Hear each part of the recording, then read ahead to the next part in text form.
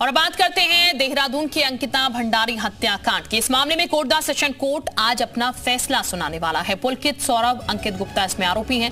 2 साल में 47 गवाहों के बयान दर्ज किए जा चुके हैं। पौड़ी की अमकेश्वर में हुई थी हत्या, निजी रिसोर्ट में हुई थी अंकिता की हत्या। हत्याकांड को लेकर प्रदेश में प्रदर्शन हुए थे, जगह जगह कैंडल मार्च भी निकाले गए थे। हत्याकांड पर सियासी घमासान भी देखने को मिला था। वनतारा रिजॉर्ट का मालिक था पुलकित तारे, जो कि आरोपी है इस पूरे मामले में। 18 सितंबर 2022 को अंकिता लापता हो गई थी। नहर से उसका शव बरामद किया गया था और इसी पूरे मामले में आज सुनवाई होने वाली है। फैसला इस पूरे मामले में आज सुनाया जाएगा। तकरीबन 10:30 बजे का समय बताया जा रहा है जब फैसला जो है संभवतः सुनाया जा सकता है अंकिता भंडारी हत्याकांड को लेकर।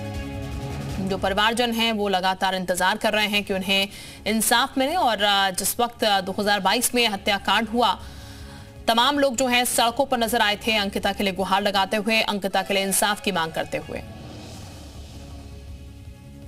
देखिए, न्यायालय परिसर के 100 मीटर पेरीफेरी को हम लोगों ने जीरो जोन करवाया जाएगा, जिसमें किसी भी प्रकार से लोगों को एंट्री नहीं दी जाएगी। 100 मीटर के पेरीफेरी में केवल जो सरकारी अधिकारी कर्मचारी हैं और जिनकी कोर्ट की पेशी है उन्हीं को अलाउ करवाया जाएगा। और इसके अलावा जो कोई अन्य व्यक्ति आते हैं, कोई बाहर से लोग आते हैं, तो उनको कोर्ट में अलाउ नहीं करवाया जाएगा। 18 सितंबर 2022 को हुई अंकिता भंडारी हत्याकांड के मामले में कोर्ट आज फैसला सुनाने वाला है। कोटद्वार जिला प्रशासन ने सुरक्षा के पुख्ता इंतजाम किए। 3 लेयर सुरक्षा व्यवस्था की गई है।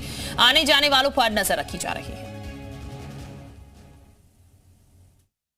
उत्तराखंड के बहुचर्चित अंकिता भंडारी हत्याकांड के मामले में आज कोर्ट अपना फैसला सुनाने जा रहा है। लेकिन इस वक्त हम आपको ये बता दें कि कोर्ट के परिसर के बाहर किस तरह की कड़ी सुरक्षा व्यवस्था है। जब आप कोर्ट में एंट्री करेंगे तो यहाँ पर आपको पहले सिक्योरिटी का एक बैरिकेडिंग लगाई गई है और इसके बाद फिलहाल दूसरी बैरिकेडिंग है और इस तरह से तीसरी है। 3 लेयर सुरक्षा व्यवस्था के बीच में आज कोर्ट अपना फैसला सुनाने जा रहा है। परिजनों के अलावा किसी को आने की अनुमति नहीं है। देख सकते हैं कि किस तरह की कड़ी सुरक्षा व्यवस्था की गई है। जो 3 मुख्य आरोपी हैं, पुलकित आर्या और सौरभ भास्कर, अंकित गुप्ता के साथ में उनको आज फिलहाल कोर्ट इस पूरे मामले को लेकर के फैसला सुनाएगा। तो इस तरह की कड़ी सुरक्षा व्यवस्था फिलहाल यहाँ पर की गई है।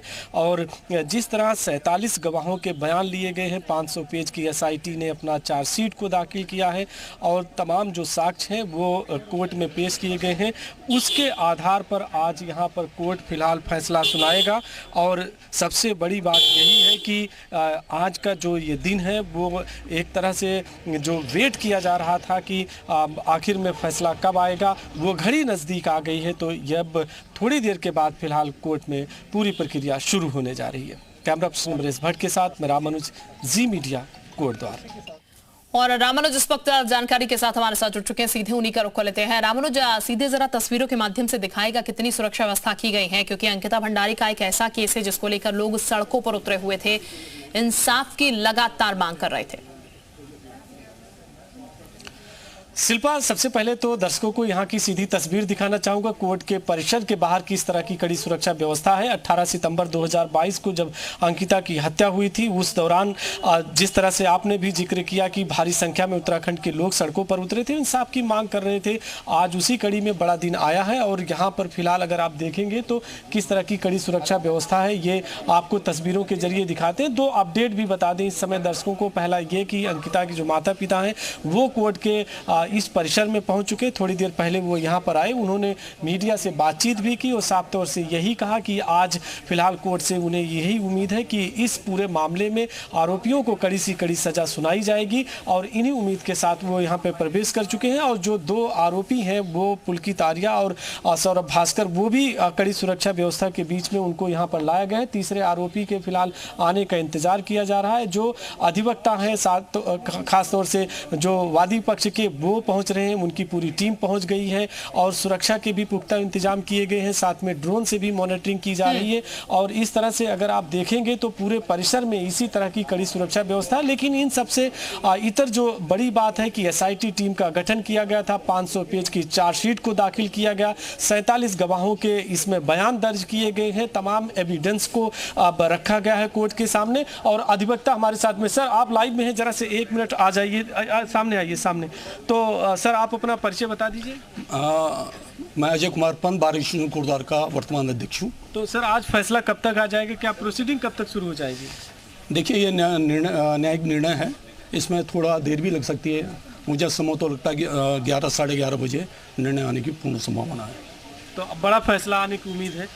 देखिए जैसे अभियोजन ने तैयारी की है और अभियोजन ने जैसे अपना पक्ष रखा है उससे मुझे सार्थक परिणाम आने की उम्मीद है।